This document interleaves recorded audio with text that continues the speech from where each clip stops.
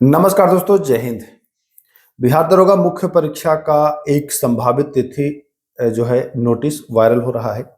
माना भी यही जा रहा है कि उसी डेट में एग्जाम होगा। तो कहीं आपके साथ जैसे प्रारंभिक परीक्षा में धोखा हुआ, क्या वह धोखा मुख्य परीक्षा में भी हो सकता है और उसके लिए आप कितना तैयार हैं? और साथ ही साथ हम ये भी चर्चा करेंगे कि किन ऐसे टॉपिकों को आपको अच्छे से कवर करना चाहिए जो कि प्रबल संभावना होता है कि मुख्य परीक्षा में यहाँ से प्रश्न आए। तो हम इन मुद्दों पर बात करने वाले हैं। पहली बात तो मैं ये बता दूं कि धोखा से हमारा क्या तात्पर्य है। आपने प्रारंभिक परीक्षा में देखा था मित्रों, कैसे क्वेश्चंस का लेवल अचानक से बदल गया। क्या मुख्य परीक्षा में भी ऐसा कुछ होगा? क्योंकि देखिए, बहुत सारे गुरुजनों का ये कहना है कि नहीं नहीं, ये तो प्रारंभिक परीक्षा में ऐसे होता है, मुझे पता था ऐसे होता है, मुख्य में नहीं होता है। तो पता था तो फिर बच्चों को पढ़ाया क्यों नहीं था? पहली बात ये है। ठीक है, अगर आपको पता था तो पढ़ाना चाहिए था। दूसरी बात, उनका यह भी कहना है कि मुख्य परीक्षा में ऐसे प्रश्न नहीं आएंगे। एक चीज मान लीजिए, अगर ऐसे प्रश्न आ गए तब आप क्या कराएंगे? बच्चों से झाल बजवा देंगे, आप सब चौपट हो जाएगा। किसी तरह से वो प्रारंभिक परीक्षा तो पास कर रहे हैं, लेकिन मुख्य परीक्षा के लिए अगर वो बिल्कुल तैयार ना रहेंगे तो दिक्कत होगी ही होगी। तो मैं आप लोगों से ये कहना चाहता हूं कि आप लोग मुख्य परीक्षा के लिए कम से कम साइंस का कथन वाला प्रश्न पर अपना अभ्यास करते रहें, उस पर अपना पकड़ बनाए रखें। नहीं तो धोखा फिर आपके साथ हो सकता है, ये मान लीजिए बात को। अब आप कहेंगे कि ऐसे कहां से हम कथन वाला करें, किसी पुस्तक में तो नहीं है।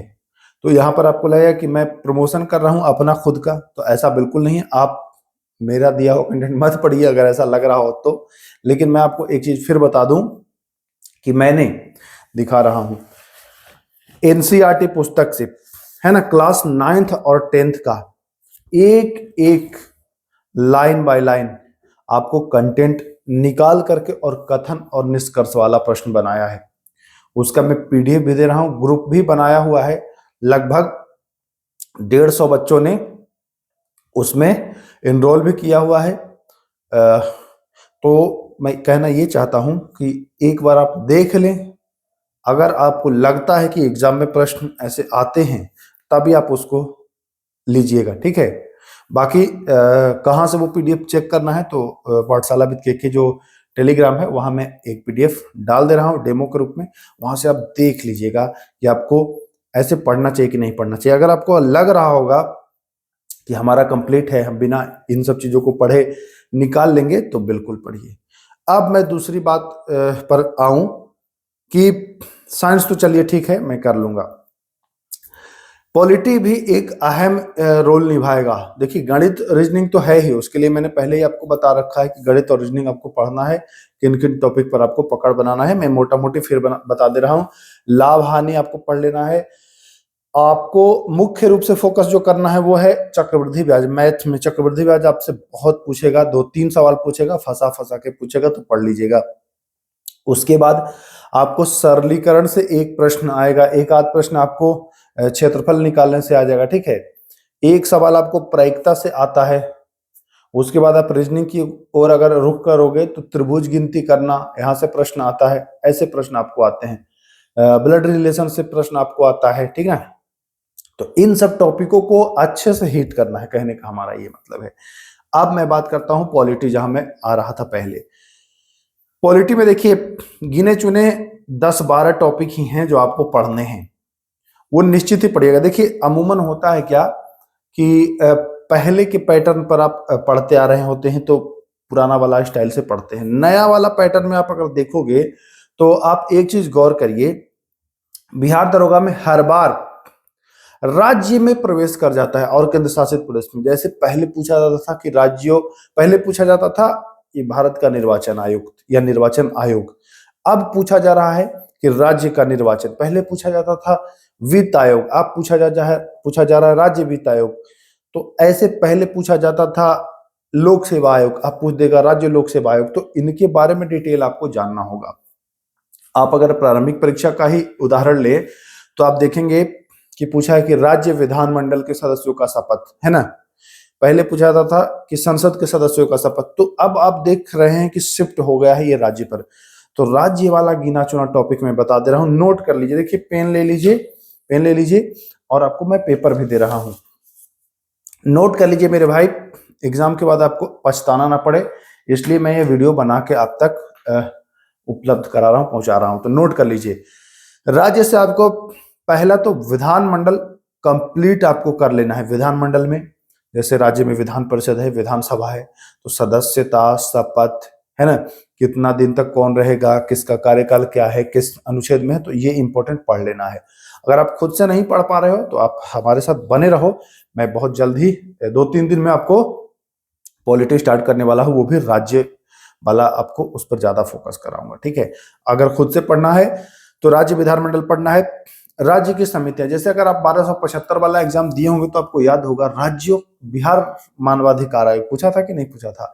मैं बार बार इसी बात का उल्लेख कर रहा हूं कि राज्य पर शिफ्ट हो गया है, राज्य पर शिफ्ट हो गया है। तो इसको पकड़िए, इस बात को पकड़िए, नहीं पकड़ेंगे बड़े बड़े नामी बनिया के चक्कर में रहेंगे, फिर आपको दिक्कत। देखिए यहाँ पर मैं किसी को मतलब किसी कास्ट का वो नहीं, अपमान नहीं कर रहा हूं। अगर किसी को लगा हो बुरा तो उसके लिए मैं क्षमा प्रार्थी हूं। ये कहावत है कि भैया नामी लोग जो होते हैं वो कुछ भी बेच देते हैं, है ना। तो ये बचना है, ये आपको खुद समझना है, कोई बताने नहीं आएगा कि आपको ठगा जा रहा है, आपको फंसाया जा रहा है, ठीक है। आपको कोई बताने नहीं आएगा। हमारा कहने का ये तात्पर्य है, ये मतलब है कि आपको खुद से जज करना होगा। जैसे आप पहले से देखते आ रहे हो कैसे शिफ्ट हुआ राज्य की ओर, मैं उदाहरण के साथ ही आपको सब कुछ बता दिया। तो ये रही बात पॉलिटी की। फिर से आप नोट कर लें, राज्यों से संबंधित जो भी पॉइंट्स हैं उसको पढ़ेंगे। राज्यों की जो समितियां हैं, राज्य मानवाधिकार आयोग, राज्य निर्वाचन आयोग, राज्य वित्त आयोग, है ना, राज्य की जो समितियां हैं वो सब आपको पढ़ना है। साथ ही साथ आपको संसद पढ़ना है, राष्ट्रपति पढ़ना है। आपको संसद में तीनों पार्ट कर लेना है, जैसे राज्यसभा, लोकसभा, राष्ट्रपति, इसको आप अच्छे से पढ़ लीजिएगा। उपराष्ट्रपति से प्रश्न आता है, प्रधानमंत्री से प्रश्न आता है, तो ऐसे कुछ टॉपिक्स हैं जो आपको पढ़ने चाहिए। एक नोट कर लीजिए, मौलिक अधिकार से एक सवाल आपको निश्चित ही रहेगा। एक आपको राज्य के नीति निदेशक तत्व से रहेगा, मूल कर्तव्य से रहेगा, और हाँ 2 प्रश्न लगभग आपको रहता है अनुच्छेद से, साथ ही साथ 1 से 2 प्रश्न आपको संविधान संशोधन से रहता है। लगभग 1 दर्जन सवाल आपको पॉलिटी से रहेगा। कुछ 1 दर्जन टॉपिक हैं, उनको अगर आप कवर कर लेते हैं तो ये मान के चलिए कि 12 में 12 आपका निश्चित हो जाएगा, ठीक है। तो ये हो गई बात पॉलिटी की। अब मैं मुख्य रूप से बात करता हूं कि हिस्ट्री में, तो हिस्ट्री में नोट कर लें आप। हिस्ट्री में देखिए, दक्षिण भारत, यहाँ दक्षिण भारत से राजवंश जो है उनको पढ़िएगा। जैसे पिछली बार आपको याद होगा एक प्रश्न पूछा था कृष्णदेव राय से संबंधित, उन्हीं के इर्द गिर्द के जो क्षेत्र थे, आपको नगलापुरम याद होगा कि नहीं, नगला देवी का नाम पूछा था। ऐसे आपसे मतलब छोटे छोटे पॉइंट पूछते हैं, तो साउथ इंडियन जो उत्तर दक्षिण भारत का है उनको एक बार फोकस करके देखिएगा। बाकी इधर का तो आप पढ़े ही हो, उनको एक बार फोकस करके देखिएगा, वहां से प्रश्न आपको मिल जाएगा, एक प्रश्न, ठीक है। फिर आप नोट कर लीजिए, जो आंग्ल युद्ध है, चाहे आंग्ल मैसूर, चाहे आंग्ल नेपाल हो गया, चाहे आंग्ल अफगान हो गया, है ना, चाहे आंग्ल सिख, आंग्ल मराठा, ये सब एक सवाल आपका बनेगा। शिवाजी टॉपिक आपका कंप्लीट होना चाहिए, एक सवाल आपका शिवाजी से बनेगा ही बनेगा।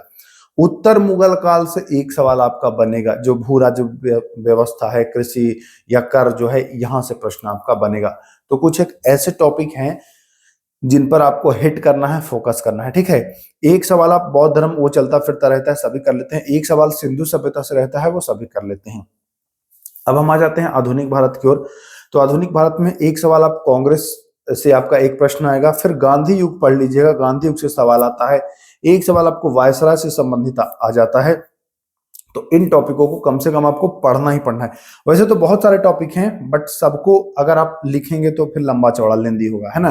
तो उसके लिए आप हमारे साथ बने रहिएगा। मैं जो टेस्ट सीरीज शुरू करने वाला हूं, उस टेस्ट सीरीज में इन सारे टॉपिक को इंक्लूड करके आपको टेस्ट भी उपलब्ध कराने वाला हूं। तो नए हैं अगर हमारे चैनल पर तो बने रहिए, आपको सब कुछ मिलने वाला है। अब मैं शिफ्ट होता हूं ज्योग्राफी यानी कि भूगोल की ओर। तो अगर मैं भूगोल की बात करूं तो देखिए, भारत के जो पड़ोसी देश हैं, इनसे जो सीमाएं बनती हैं, इनके बारे में आपको पढ़ लेना है। हिमालय पढ़ लेना है, नदियां पढ़ लेनी है, ठीक है। साथ ही साथ वन्यजीव अभयारण्य हो गया और भारत में उर्वरक स्थल हो गया, ये सारे टॉपिक आपको कवर कर लेने हैं। सहायक नदियां हो गया, ठीक है। छोटे छोटे पर्वत, ज्वालामुखी, तेल शोधक या राष्ट्रीय उद्यान हो गया, वन्यजीव अभयारण्य हो गया, नेशनल पार्क हो गया, यहां से आपका प्रश्न फंसेगा ही फंसेगा। एक और जो इंपॉर्टेंट टॉपिक है वो है झूम कृषि मेरे भाई। पहले भी प्रश्न आए हैं और फिर आएगा। झूम कृषि से प्रश्न आएंगे, फसल से प्रश्न आएंगे, तो इन टॉपिकों को आपको कम से कम कर ही लेना है। फटाफट कर लीजिएगा। एक एक टॉपिक 2-2 घंटे, 1-1 घंटे में आप अच्छे से रिवीजन कर लेंगे। दिन भर में टारगेट रखिएगा कि 4 से 5 टॉपिक कर लें। 1 से 1.5 महीना में आप 2 बार 3 बार इनको कम से कम रिवीजन कर लेंगे तो आपका बढ़िया स्कोर होगा। रही बात टेस्ट सीरीज की, तो टेस्ट सीरीज में जल्द ही स्टार्ट करने वाला हूं। टेस्ट सीरीज में इन सारे टॉपिक को इंक्लूड करके और बेहतरीन टेस्ट सीरीज बनाने वाला हूं, जिसमें एनसीईआरटी साइंस भी उपलब्ध होगा, है ना। तो चलिए बस इतना ही, ज्यादा लंबा नहीं करूंगा, लेंदी नहीं करूंगा। पढ़ने को तो बहुत कुछ है, लेकिन सिलेक्टेड चीजों पर आपको अच्छे से फोकस करना है। जहां से प्रश्न आपको आते हैं उनको अवश्य पढ़ना है। बाकी ऐसा नहीं है कि मतलब केवल इतने से ही हो जाएगा, नहीं, इसके साथ और चीजें पढ़ने, बट इनको अवश्य पढ़िएगा। वीडियो को सेव कर लीजिए, डाउनलोड भी करना हो तो कर लीजिए। आफ्टर एग्जाम आप इसको मिलान कराइएगा कि क्या इन टॉपिक से प्रश्न आए हैं कि नहीं आए हैं। आपका फायदा बेहतरीन होगा अगर इन टॉपिकों को आप अच्छे से हैंडल करते हो। तो चलिए इजाजत चाहता हूं, फिर मिलेंगे, नमस्कार।